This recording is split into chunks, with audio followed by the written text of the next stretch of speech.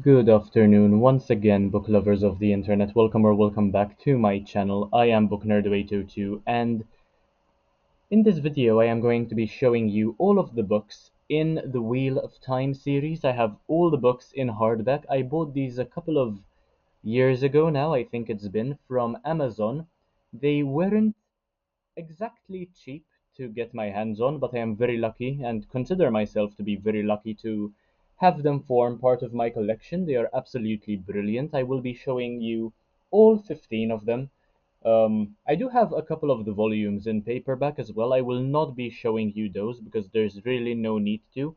I was looking for content ideas, and it struck me that I had never really made a video of me showing you these books, but they did make an appearance, a bit of a cameo, if you will, in the 40 squats for 4,000 subscriber special, so feel free to check that out. It was quite a difficult video to make, especially since these are so heavy. I mean, I have them all here.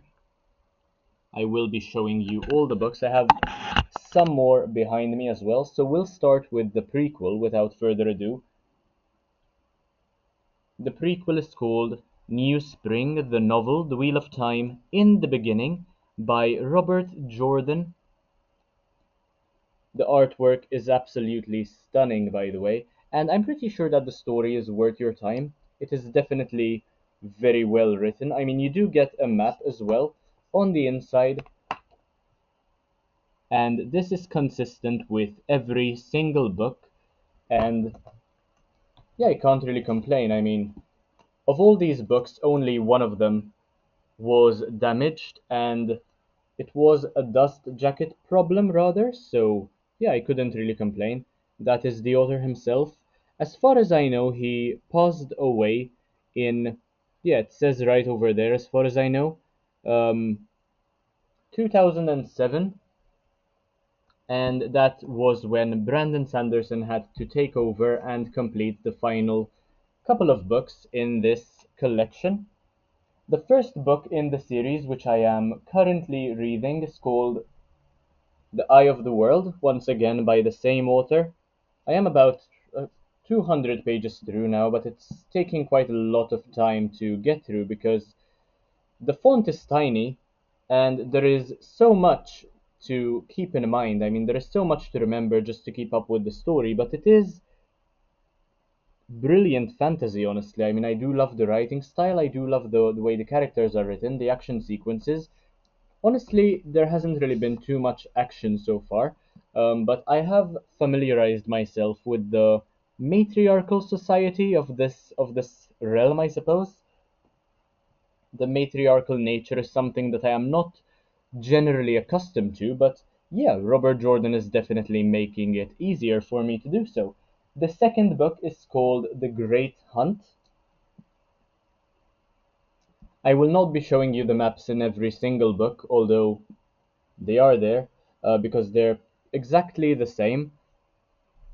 And yeah, the same can be said of the dust jackets. Basically, the second one does not have a picture of the author, but otherwise, yeah, this is what the cover looks like.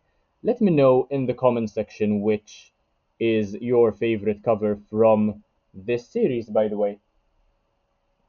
Personally, I think the first book has a lovely cover because there's a moon on it, and as I mentioned in my previous video, anything with a moon on the cover instantly grabs my attention. The third book is The Dragon Reborn. Rather plain if you ask me, but still quite intriguing. And keep in mind that these books are massive, by the way. They each consist of approximately 600 to 700 pages. Some of them are even longer than that, with 800 or 900 pages. So yeah, it will take me a long time to get through each one of these and, of course, review them as well. Next is The Shadow Rising, the fourth book. There are many details on the cover over there. Apologies for the reflection. Um, the covers are quite glossy, despite how beautiful they are, so they tend to reflect light quite a lot. So yeah, The Shadow Rising, the fourth book. Then we have the fifth book in the series, It's pretty amazing how there is written on the cover which part of the series the book forms, because it makes it much easier to identify. So yeah, the fifth book is called The Fires of Heaven, quite similar to the previous cover, if I do say so myself. And this is what you can find on the back. Now keep in mind that when you remove the dust jacket, they all look the same basically. You have the name of the author and the title on the spine and nothing else. And the colors change basically. There are darker or lighter shades of blue depending on the volume. Then we have book 6, Lord of Chaos. And apparently this is where dragons come in, if I can identify what's on the cover properly. Quite a wagon there. I think there's some sort of battle going on. Do not spoil anything in the comment section, by the way. I do not want to know which characters die, which characters survive. Don't tell me anything. Then we have book 7, which is one of the shorter ones in the series, and as you can see, it is still quite massive. This one is called A Crown of Swords.